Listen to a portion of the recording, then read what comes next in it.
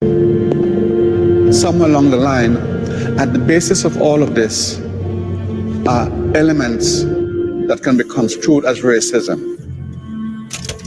And so, to shorten the discussion, that is what was then the charge.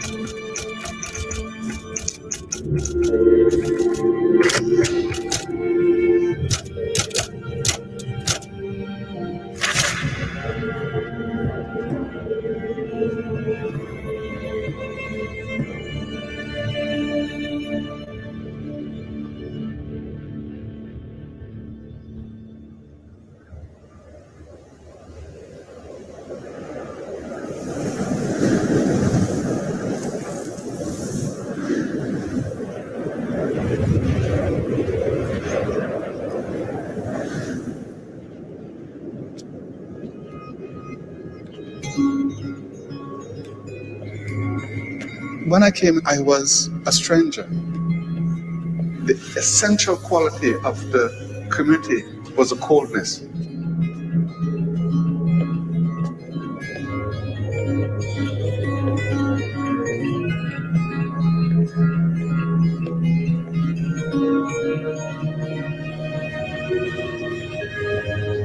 I became instantly aware that I was the other. It was a really sharp demarcation from one state to another.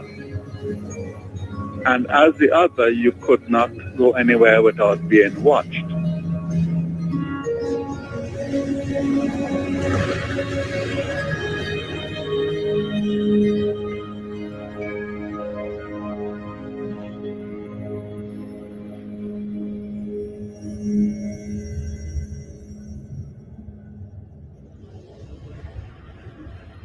We as students feel that we have a right to be heard, that our issues should at least be aired, that we should have a hearing.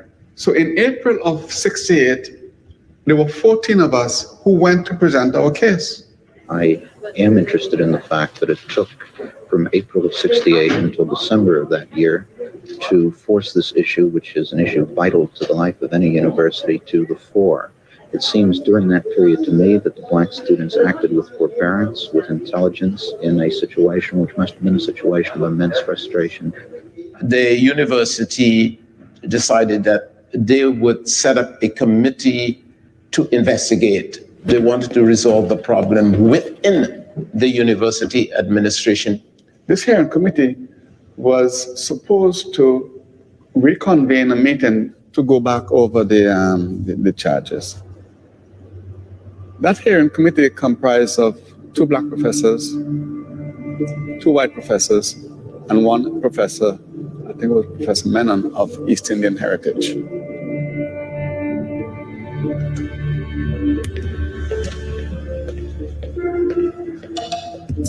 We accepted to be there because in part we wanted to make sure that the students had a fair hearing. Our job was to gather information from the students concerning the claims that they made, and also gather information from the professor to make a judgment. That didn't sit too easy with me. You can't be the judge and the jury at the same time.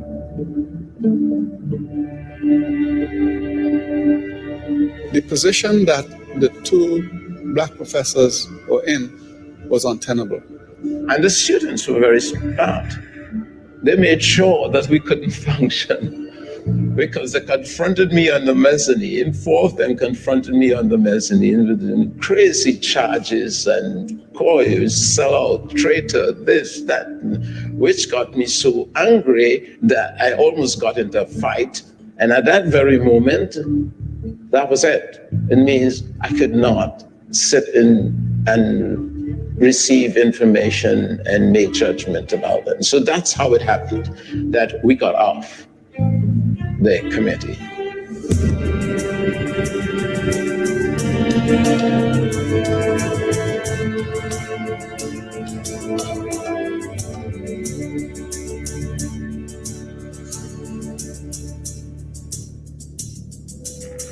As a minority individual, we are constantly struggling with the majority's notion of who we are.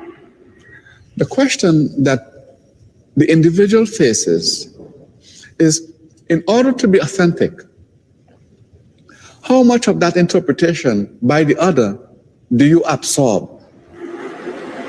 How do you then react against it?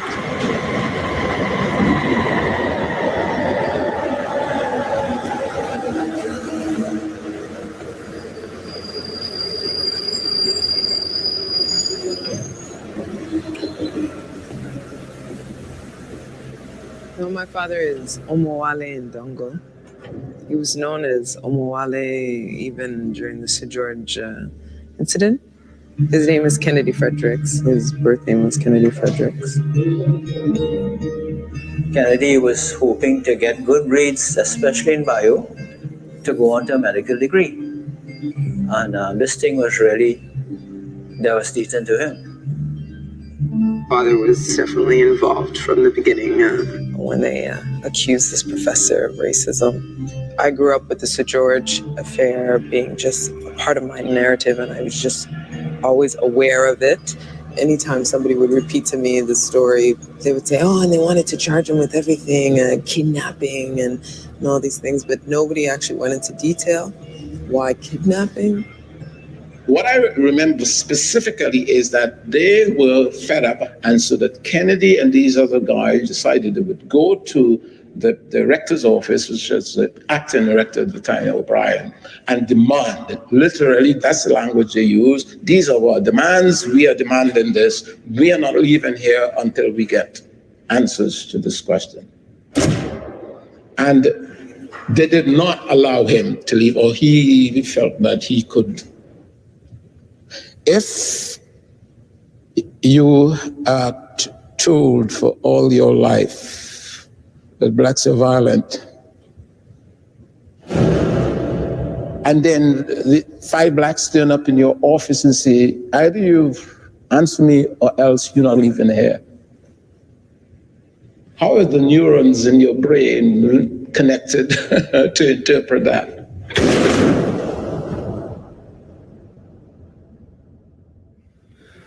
The manner of West Indians is somewhat more expansive than in our own.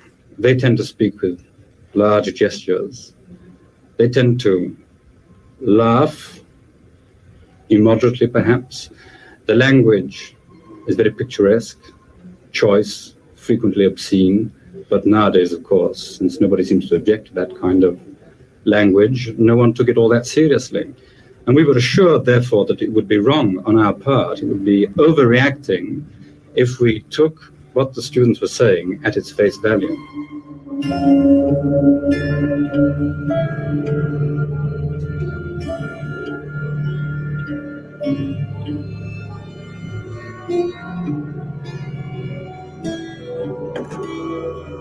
That as a human being, you were devalued. And devalued in a manner that did not give you many, if any, opportunities to redress it. That somewhere along the line, the implicit assumptions of slavery had become institutionalized. You were supposed to be voiceless.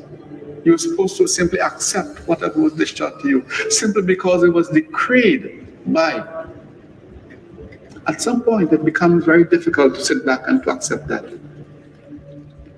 It is said that if you are white, you are right. If you're brown, stand down. And if you're black, get back. Is this the general feeling of the Sir George students now? No. But when I came into school this morning, when I came into Sir George as a past Georgian, I was most surprised and shook up. I never thought that at any time I would see a display of bigotry as what took place at the cafeteria yesterday. Niggers go home. That was the sign that was posed around at the cafeteria yesterday. What is significant about the sign is that only last week in your parliament, in your just society, one member of parliament got up and said something pretty similar to that. He was saying that they should send the Caribbean students back home.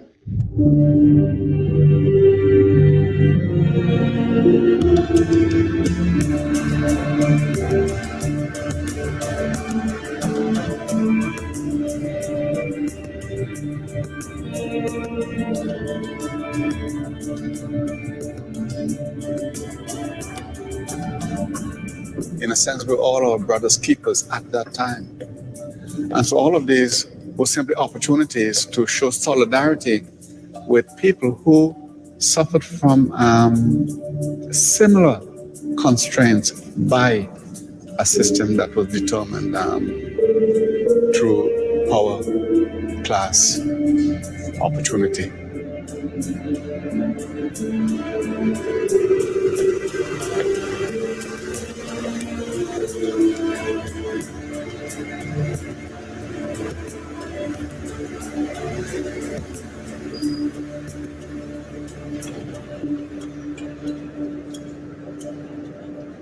I was self-righteous, of course, because I'd been, dissed in a very negative way and an anti-Semitic way. And so the cop was, and here I am, this 12-year-old little guy and this big, tall cop, and he's trying to get us to move on. And I'm saying, well, no, I'm not going anywhere until you arrest that guy, because he called me a dirty Jew, Cop looks at me like I'm crazy, and so he's trying to scare me into just moving on. So he swings open the back door. He said, "Do you want to get in? Have me take you to the police station?" I said, "Yeah."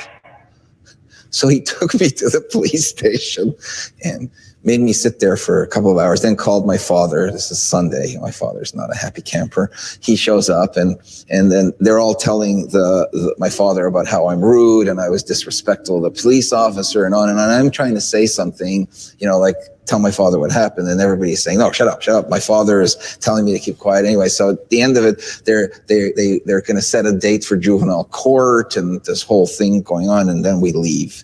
And we're walking out the door, and we're walking down the street towards home, and my father, and I said to my father, "Well, Dad, you didn't let me speak, I mean, the man who yelled at us called me a dirty Jew."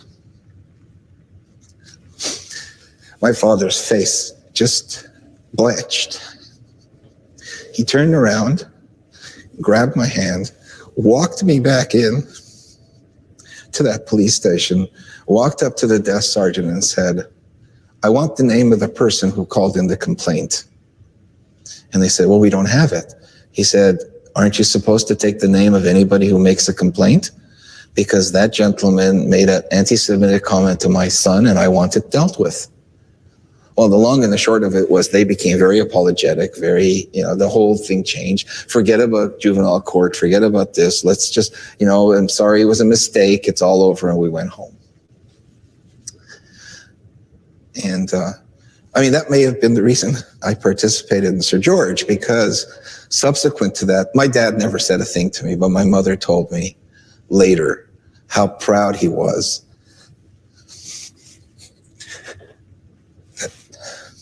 that I'd stood up.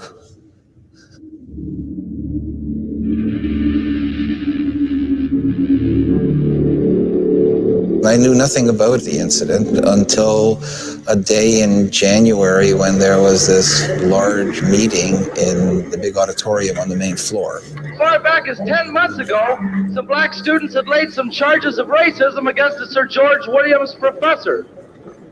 And that during the whole period of 10 months, the administration here seems to have managed to not do one single constructive thing about those charges.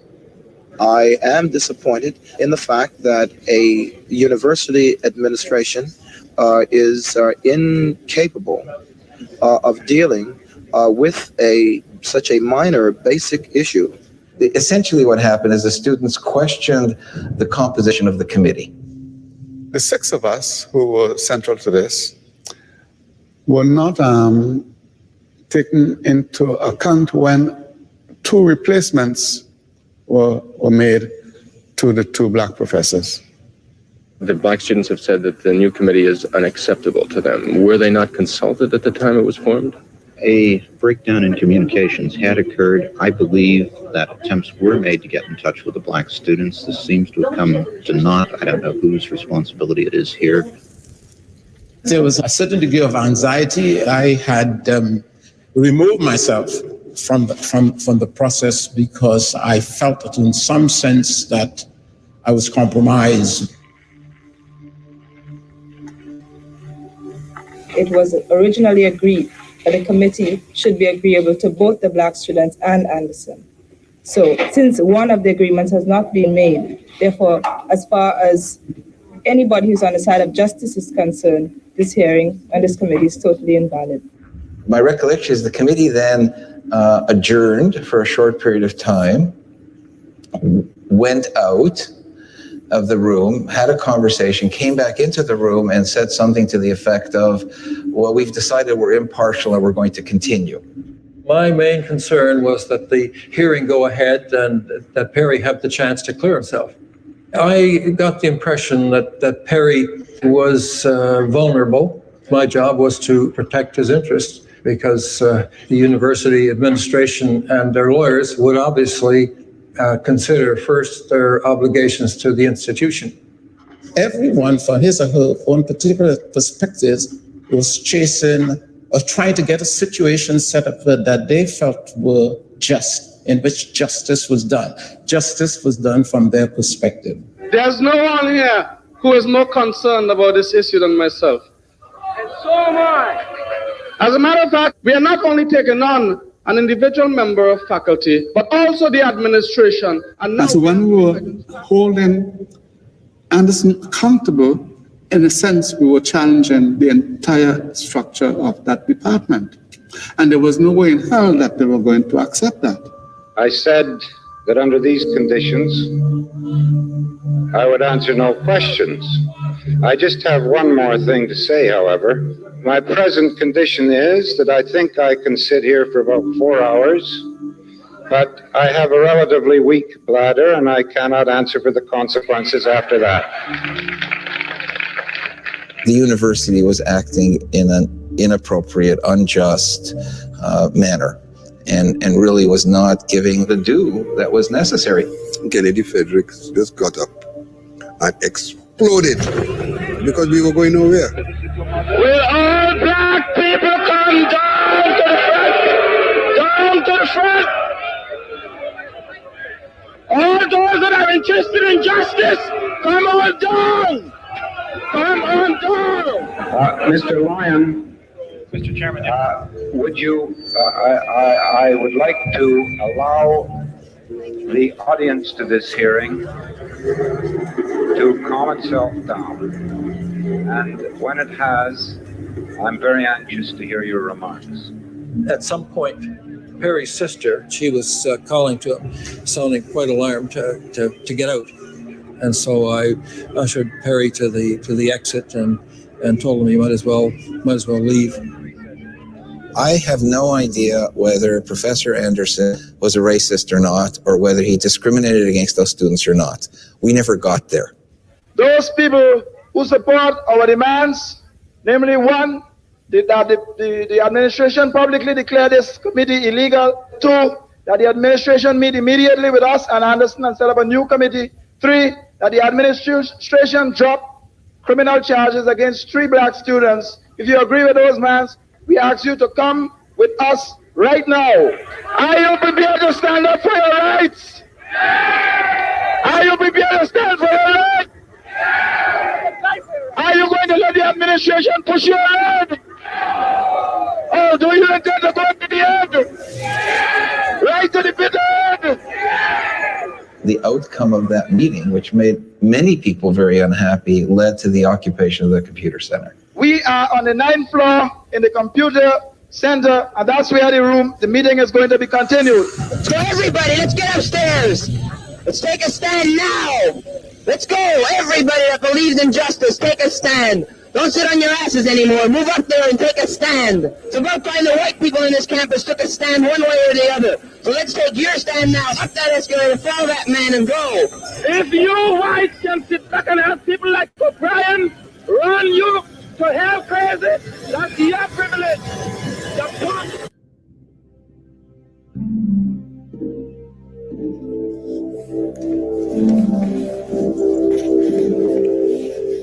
Way before Mommy was born, your grandfather took some very huge risks for a just cause. I didn't really grow up with my dad because of how his life panned out after that incident. I feel like I was maybe 6 or 7, and I think some of my aunts and uncles took it on themselves to really tell me about my father. I grew up with this image of this amazing militant activist type who was really smart and courageous.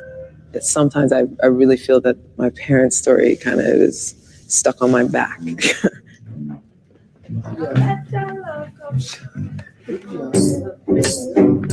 Même pour répéter, Jeff? Yeah. All right. Awesome. So we're going to run through it. I guess I kind of naturally exude the same type of energy that my father put out there at the time when he was sort of fighting for justice. We forward in this generation triumphantly. Won't you help to sing? My greatest fear is not affecting change and not be able to feel that, okay, I contributed to something in a large way.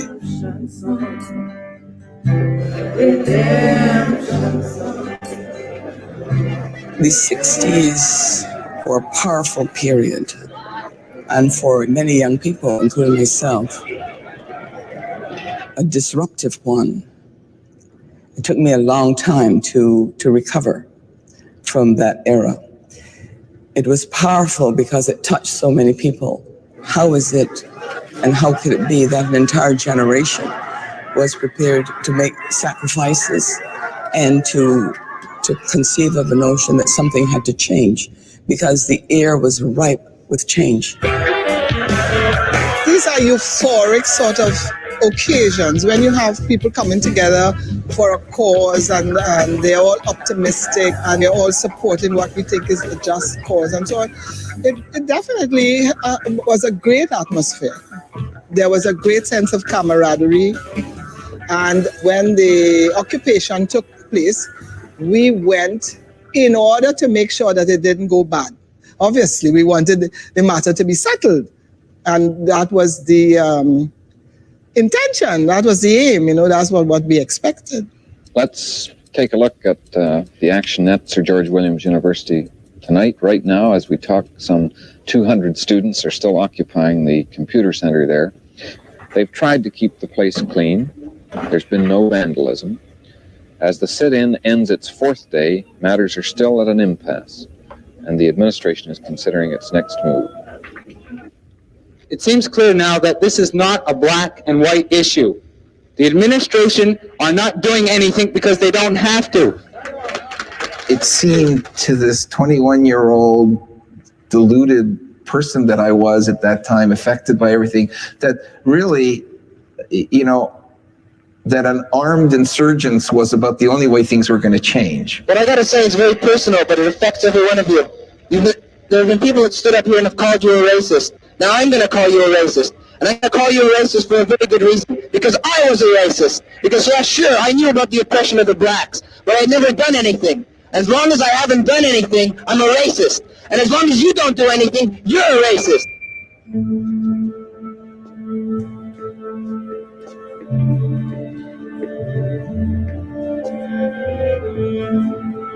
Back in the 60s, it was more acceptable, at least easy to talk about race.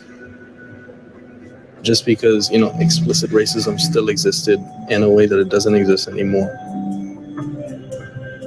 So I suppose in that type of politically and socially charged atmosphere, race was a more acceptable topic to bring up.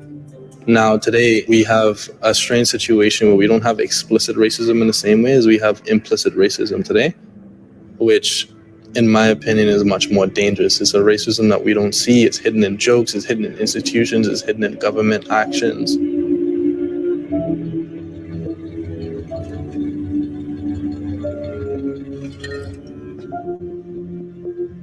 So when I came here, the first place I went was in the countryside in Quebec.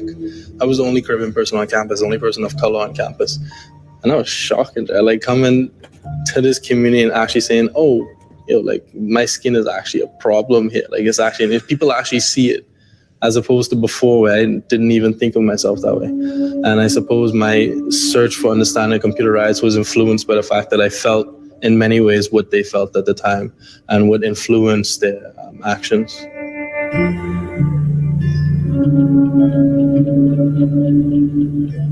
There was a meeting in which discussions were being held as to what the next step should do in the occupation.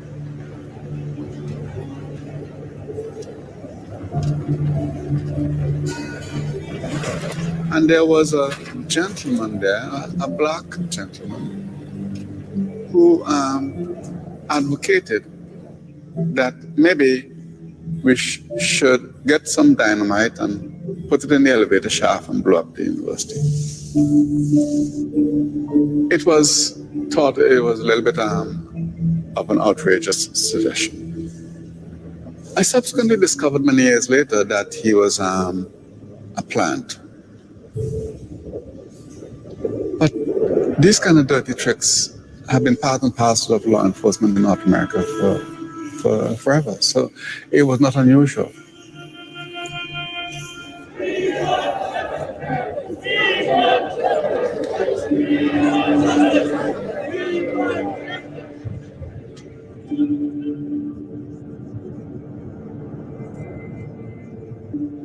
I left home and went down to the university in order to join the occupation. At that point, the university was closed off. 2 police from the nearby station came.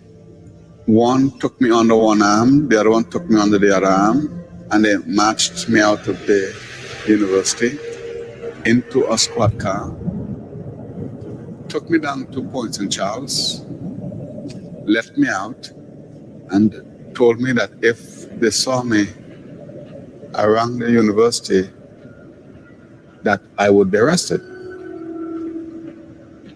And it was one of the very first times in my life that I was actually afraid for my life.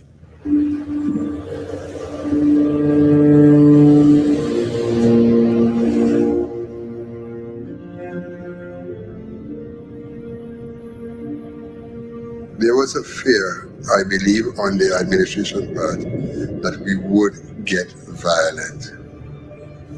I think that was their greatest problem.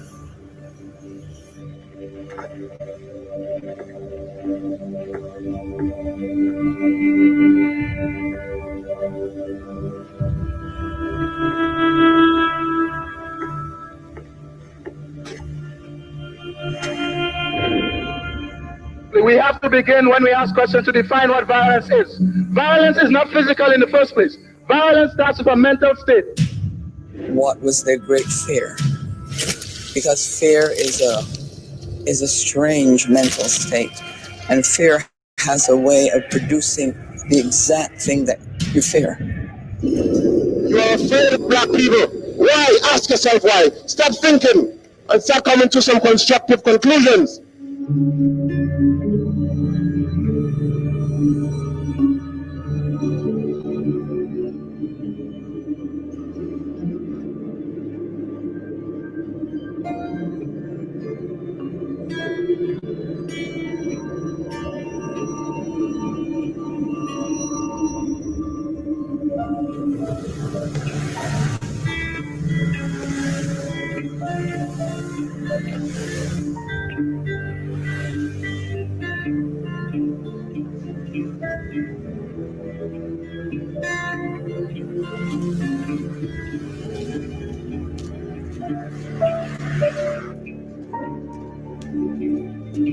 I think if you know somebody's watching you and you may or may not know their intention, you guard yourself more, or in some cases, with some people, they become quite paranoid. But I think you definitely hold back, and you put on a face, right? It's hard to just be your natural self at all times.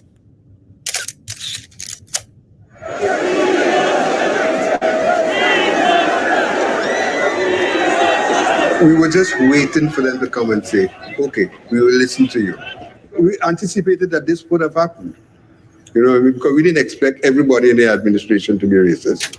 The line of the association was that in the first place, we were extremely happy to see that in the latest document that the Black students had submitted to the vice principal and who had asked us as an association for our comments upon it, we had underlined that we were extremely happy to see that the students were in fact being ready to negotiate. We were told by the lawyers that an agreement had been reached. And the students had come to believe that it was all over and they were going to get the demands that they had asked for. And this was going to set the stage for the demands that were made, plus a hearing committee and so on and so on. So we were kind of confident that we were on our way to some small victory in terms of the initial issues. We won. And it was no particular political persuasion that made us win. It was just that we persevered, asked for what we wanted, and we got it. And then there was joy. And many people left. Many people had gone home, feeling really great. We won. It's gonna, it was resolved. And I actually went home that night to take a shower, get some sleep, and went back in the morning because I wanted to be part of the cleanup crew. I felt really, and a group of us really felt strongly that we wanted to leave the place the way we found it, so that people understood that this was not about a party or just having a good time at somebody else's expense, but it was about a principle.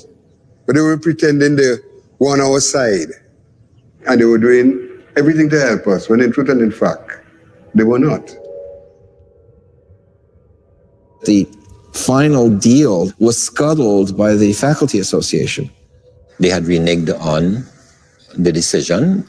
We found out in the afternoon that the University Union was holding it up. And it got held up for 2 days, which then caused the students, the more radical ones on the edges, to say, you see what we're saying, these people are not to be trusted. Their position was that we had no rights and they had no responsibilities. We were tricked. It was not a victory.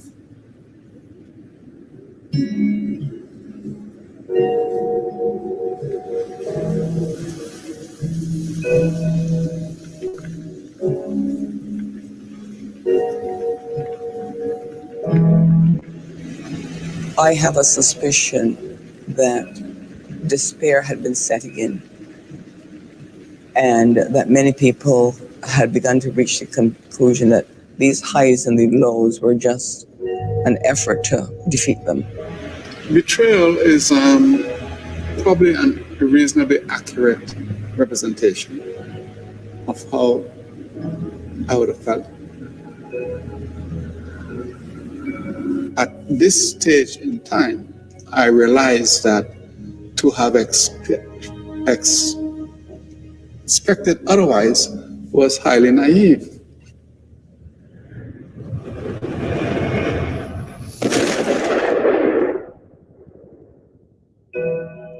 The heightening of expectations that there would be a resolution, and then the terrible letdown or descent that everybody went through in disappointment. One can expect that a few tempers will flare. The students just said, to hell with it. Let's go for broke. They immediately blocked the campus from the 7th floor up. There were people marching around downstairs. There were two sets of people. Some saying, kill them, or something to that effect, and others protesting on our behalf. I got the impression that there was confrontation between the two forces on the streets. Okay, you're going to keep it up? The demonstration? That's right. Until what time? Until our brothers come out. I was outside the university, and it was the first time that I understood what it was like as a black to face a white mob where your life was in the balance. And between the mob and a group of us was a line of group police. Our talks were off. So anger, and the student just tossed this thing out. All the pent-up emotion just exploded. The computer cards were thrown out of the window. Windows were broken. And then all the work we had for the last couple of weeks of monitoring and keeping these computers in pristine condition, now you see these cards fluttering out the window, like, it ticked me off. What I think it was a desperate attempt on the part of us to garner attention, because there were lots of people on the street around the building, but we really felt from what we were hearing that they were not paying attention to us. These computer cards and ribbons falling like snow out of heaven. It looked like the brains of society scattered in the wind or something like that.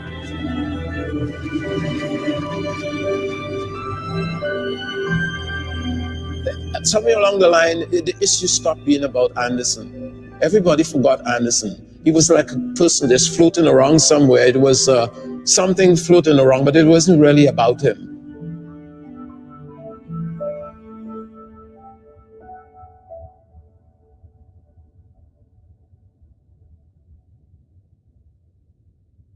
It was an act of civil disobedience, and there was no plan to do it. I suppose in my heart, I figured we'd occupy it, and 2 days later it'd all be resolved and everybody would be happy and we'd be singing Kumbaya.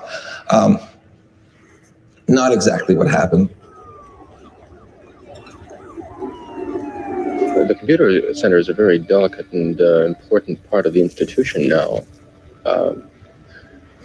Will the police be called into?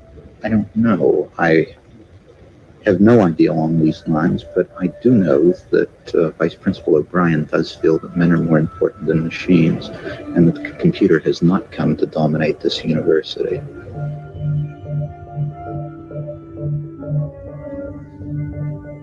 The university made a decision to put an end to the occupation, to ask the Montreal police to intervene. And I was asked to accompany the riot squad as an observer and a witness. It is a special squad. Those people were at least 7 feet, and they trampling, like a stampede. They keep charging you. Next thing you know, you're being attacked by the police. So at that point, though, a group of students start using the fire hoses on the police. The first time I saw a police officer through that little window, and this has never left me, I never saw such terror in a man's eyes. I have no idea what they were told about us. But based on the look on that man's face, I truly believe they thought we were armed to the teeth and we were going to come out shooting.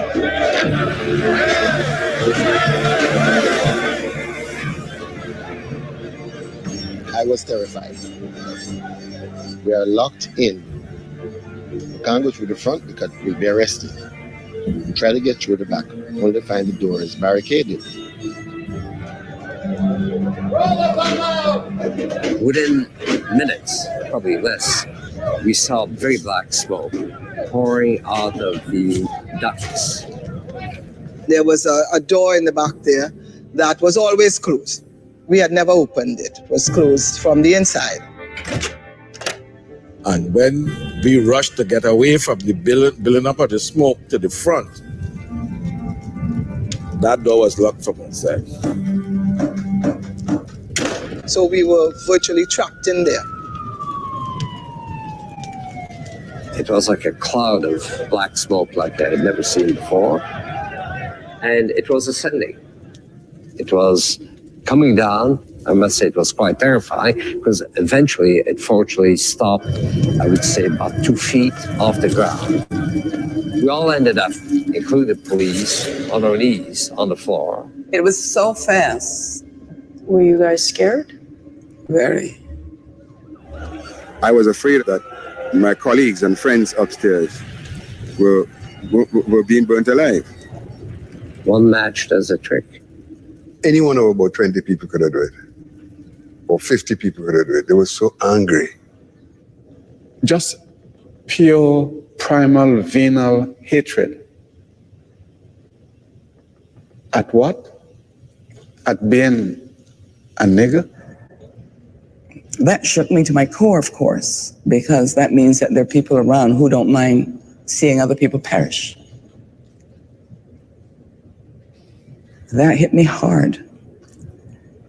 And I had to come to terms with understanding that human beings are capable of doing all manner of things that I never dreamed were possible. All of that accompanied by the chants of a white mob chanting, "Let the niggers burn." People were yelling, "Burn, nigger, burn." This chanting of "let the niggers burn," they wanted us to die. That you don't forget.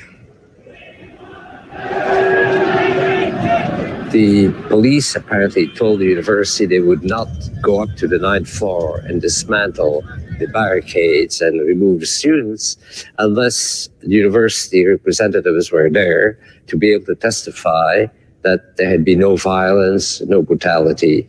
Fortunately, they were able to axe the door down for us to get out. And that's when the riot squad went in and started to get the guys out. They started beating us as we came through the door. It was 4 girls, and somebody took us, and we were in the elevator. We were then downstairs. At the time, a policeman actually maliciously told us that people had been killed. Several students got beaten up really badly. And I know that because 2 of them were put into my paddy wagon, and they were a mess. They'd been severely beaten. And I knew both of these guys, and they were not aggressive. They were...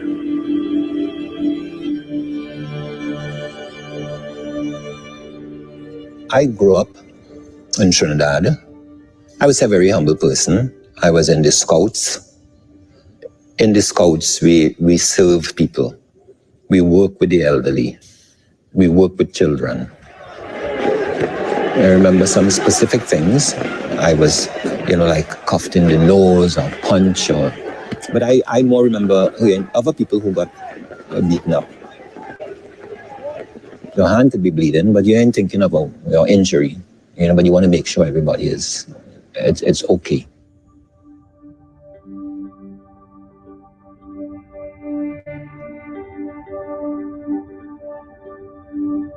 Everybody who was inside that center at that time on that particular floor was arrested.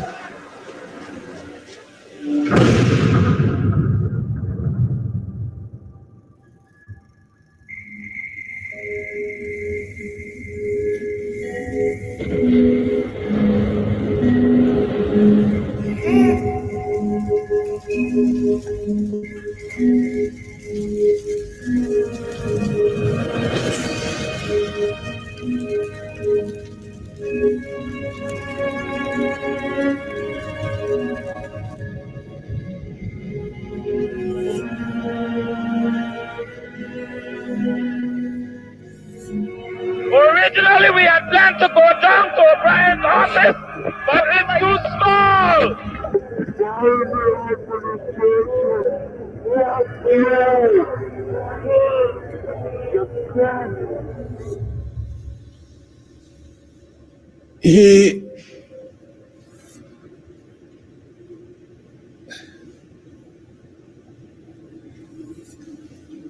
Kennedy was bright,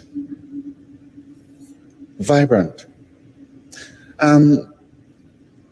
He probably was, he was very bright. But he lost faith. You see, Kennedy, my memory of Kennedy was that he was a believer in the principles that the university was supposed to have established. And that the reality of what he had to confront with was too much for him. I know that he went off to Tanzania. Well, he went off to Tanzania with our blessings and with all our money because we had put up the bail. All of us had put together for the bail. And we knew they wanted to hang him and crucify him in Canada, in Montreal. So everybody told him, run.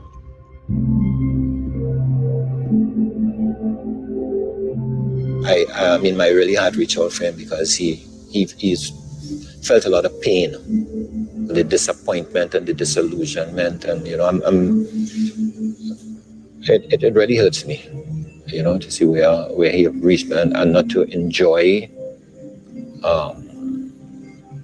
life to the fullest. When this issue has been causing mental strain and physical breakdown to students, then one begins to wonder as to the right of the existence of such a university. My father has just gone through serious bouts of mental health issues since the whole Sir George incident. And it's been really difficult for him to continue his life without having those kinds of demons sort of chasing him.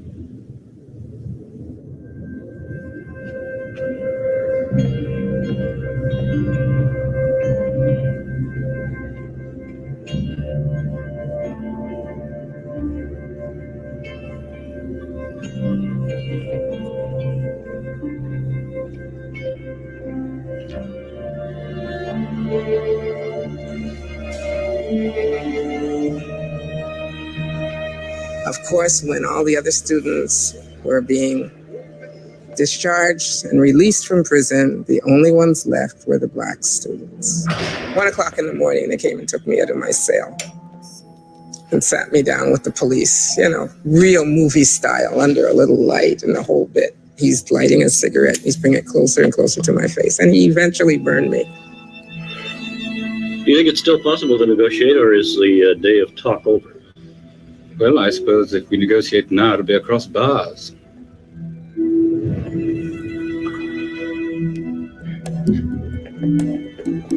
Taking part in a sitting is not wrong. It is not even really illegal.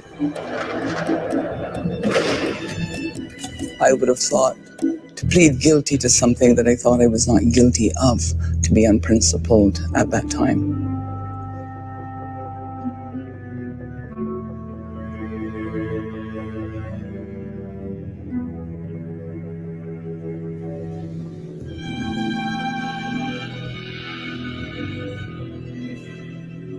Rosie was a larger-than-life character. He was very brilliant. I don't think he was at Sir George at the time. I think he was at McGill. But he supported us thoroughly. You displayed right here that this institution is racist. And in the highest institution of decision-making here, your parliament displayed it.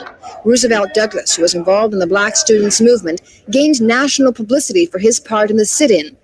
Since his release from jail last year, he's made a full-time career as a militant Black power advocate.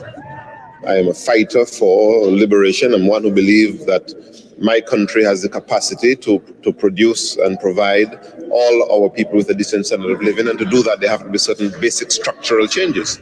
I think Rosie Douglas was the only one who persisted in trying to stretch out the political mileage of that whole thing. They say Rosie Douglas is a threat to national security. His whole life he felt he was under surveillance. Was it a reality that we were infiltrated? Yes, that much was proven. Was it a reality that so-called leaders were under surveillance? Yes, that was confirmed. There was some dramatic testimony today before the McDonald Commission into the RCMP. It came from an American named Warren Hart, who says that for 4 years he worked as an agent in Canada and other countries. His job was to infiltrate radical groups like the Black Panthers. Roosevelt Rosie Douglas was to be Hart's chief target.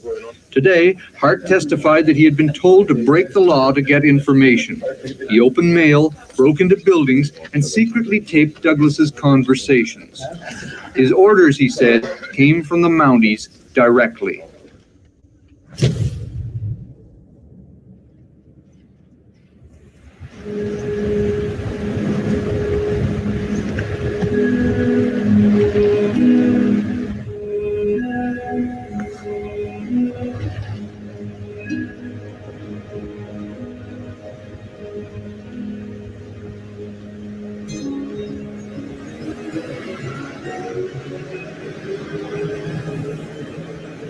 I was born in St. Vincent.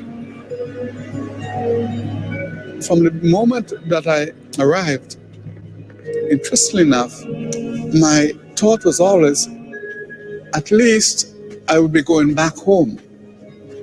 And I think this is the classic position of the immigrant. The immigrant moves to a new community. They do not belong there, but they take solace in the notion that they can go back home. And for many of us, going back home means to confront the fact that you have left so long that you really cannot go home again.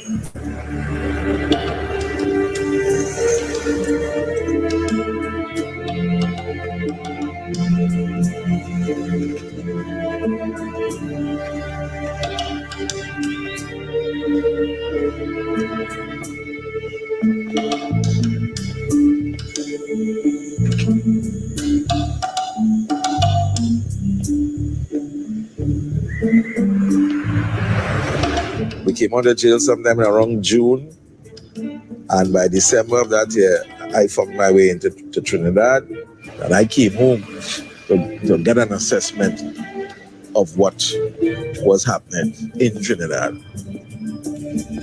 It is exactly 2 weeks ago today since the first demonstrations began against what the Black Power people here call Canadian imperialism and against the trial of the 10 Trinidadians in Montreal. The demonstrations have mounted steadily, both in the number of people concerned with them and in their ferocity. It started off with the issue being the Sir George Williams, and with the local issues took over. Mass movement came out on this. You're talking about 20,000, 30,000 people marching every day. There was an anger and enthusiasm. You could feel it. There wasn't something tangible, but there was something you could feel. People wanted to do something. At the time, unemployment was very high. People were very frustrated with the situation, the lack of opportunities. We want to end the exploitation economically, culturally, in every sense, by the white foreign powers, particularly from North America and Britain. As we go lower down the street, we'll pass a number of other Canadian banks who are one of our major exploiters. The moment they were arrested for that demonstration against the banks, the situation blew up.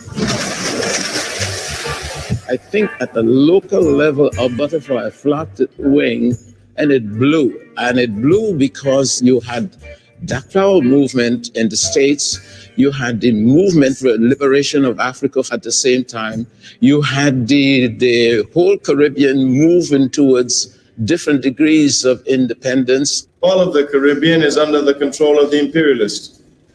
And all of the Caribbean must fight to free itself. And since we are the same people, we must aid each other in our battles to free ourselves from racist imperialism. But in April of 1970, they passed the state of emergency because they wanted the army to come out and quell the people's demonstrations in the street, because the people demonstrated every day. They passed the state of emergency and they tried to lock the square. The square was the place known for people's expression. Eric Williams, when he came in 56, he referred to it as the University of Woodford Square. That University of Woodford Square in 1970 became a people's parliament. And what did the government do? Lock it down to prevent the expression of the people.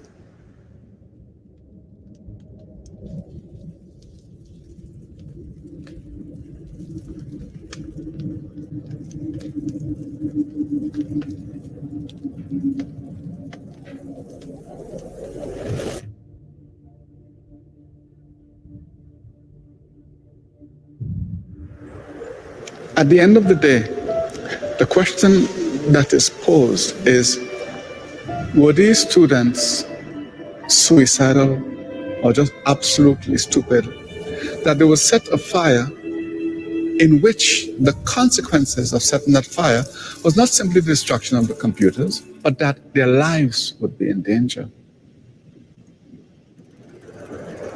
Once you call a person, once you identify a person, not only as the other, but as such a feral animal that you wish to have him burn, then it is very easy to appreciate that you can go one step further and create the conditions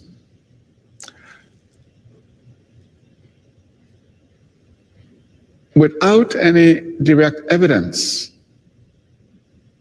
I am of the opinion, I hold the opinion, and we're all entitled to our opinions, that the fire was set by law enforcement.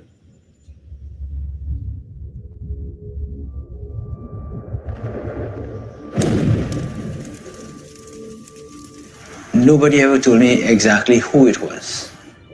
And it would have been ludicrous for us to start the fire because we were locked in. Nobody has been able to, or has wished to, or has said that they've seen anybody do anything like that.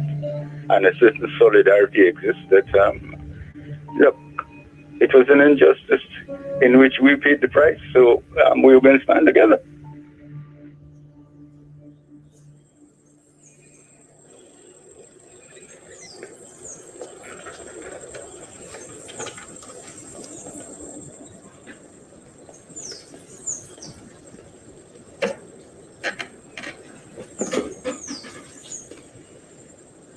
Do you think that these suspensions served any useful purpose? Absolutely not. In fact, I think it was personally damaging. It is now on my record. You now have a suspension, even if it is lifted later, you think it'll hurt your later career? Definitely so, and I can refer to an article in the New York Times in relationship to this where a statement was made that students had brought a charge of racism against me, that the administration had moved to suspend me, and that an inquiry was pending. The connotation there, of course, is that the administration possibly felt that I was guilty. You don't get an accusation like that unless it's happening. I mean, you know, people don't jump to conclusions like that because there isn't good grounds for it in the culture at large. And in that sense, Perry's as guilty as me or anyone else of being culturally biased, right? And I don't think it was a personal bias, but he was part of the cultural bias. Have you dealt with black students before, and what were your relationships with them if you have? Could you qualify that statement? Have you dealt with black students before, with West Indians before in any way, and how were your relationships with them? There are forces and movements and political movements and societies that really are, you know, much more powerful than individuals, and that he felt very much that you should be aware of that in life, because he wasn't, and he felt very much that he caught up in something that he didn't understand. Well, I feel that the pressures that were on my shoulders since last December were subconscious more than anything, and it is only recently that I realized how mentally depressed I was over the course of the period. But you didn't realize it at the time when the pressure was at its most, was the most intense. No, I don't think that I realized how depressed I really was.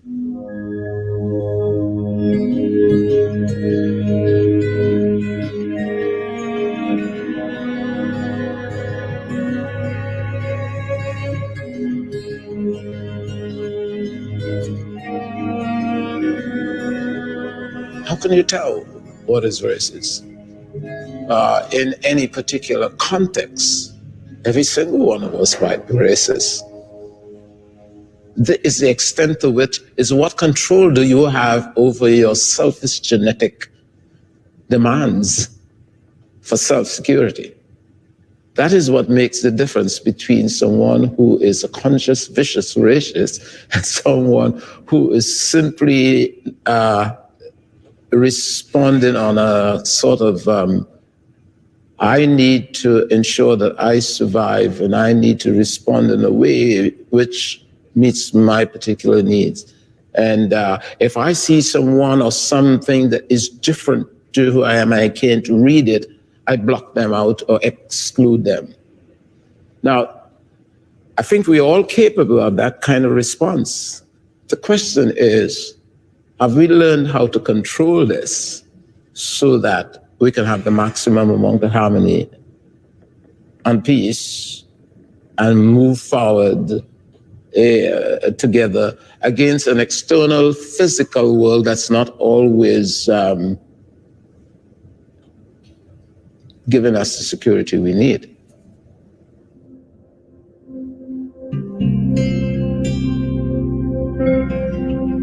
Things aren't that much different from my son.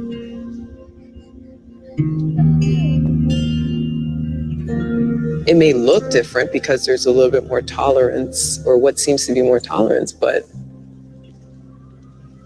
I really don't see it. So if I stay here with my son, who's African Caribbean, whose father has to witness young white Hasidic girls rush across the street when they see him coming out of his apartment and then cross back once they passed him. Those are the moments it's just like, there's nothing we could do.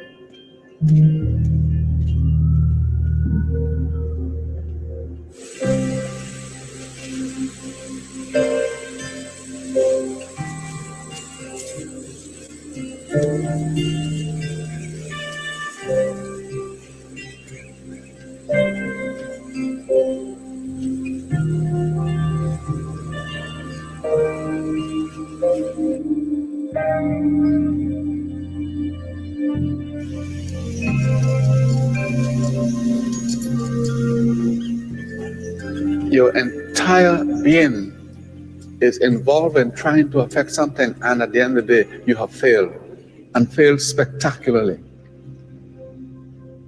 And even to this day, the relationships with my two sons is bracketed by those early days when I was not there. And we subsequently got divorced, my wife and I. And I do not bother to say to them, I said, I don't even say, I haven't even said that I'm sorry. Because to say that I'm sorry presupposes that I should have done something different.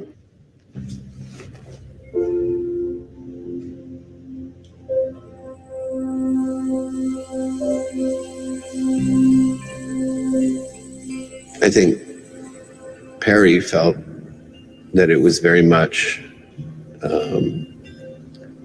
an absolutely horrific thing that was happening to him. I think Mom felt she wanted to carry on and persevere in the way that we had, where Perry, I think, saw it differently.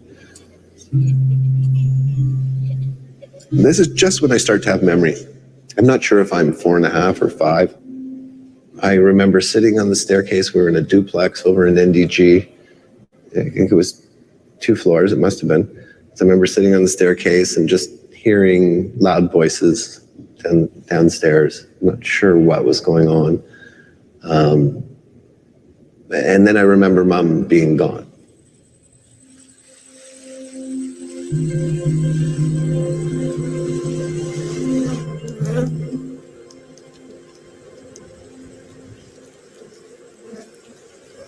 Some people ask, well, how long does a bee live?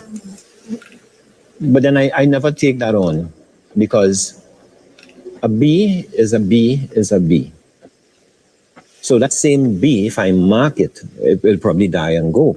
But there's another bee that's doing the same thing and producing honey. And the honey from thousands of years ago is the same thing. Now, while you're working, I think sometimes you reflect a lot, you meditate a lot, you think a lot.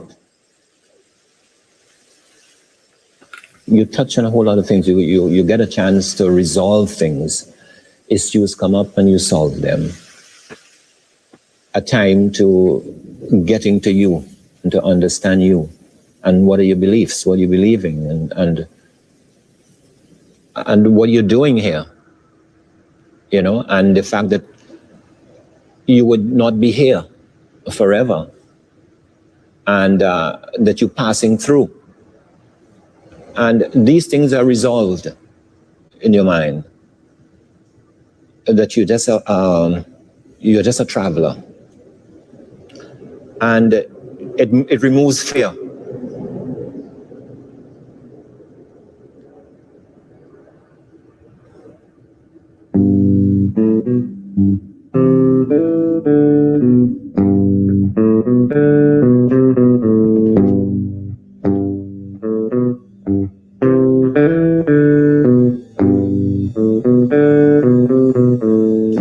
Oh, pirates, yes, they robbed by, sold I to the merchant ships.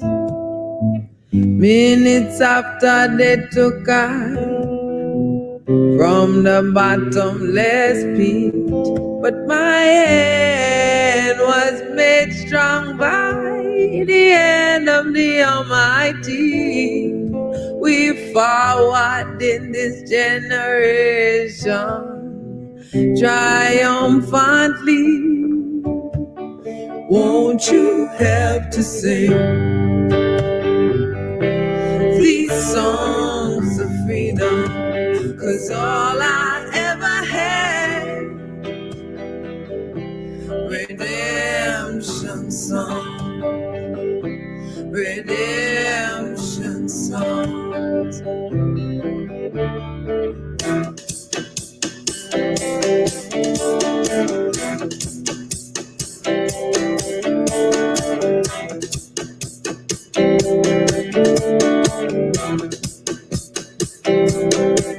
Emancipate yourself from mental slavery. None but ourselves can free our mind. Have no fear for atomic energy, 'cause none of them can stop at the time. How long shall they kill our prophets while we stand aside and look? Some say it's just a part of it. We've got to fulfill the book. Won't you help us sing redemption, redemption, redemption, redemption, redemption, redemption ourselves, free our mind. Redemption, redemption ourselves, to free our mind. These songs of freedom, these songs of freedom, these songs of freedom, these songs of freedom.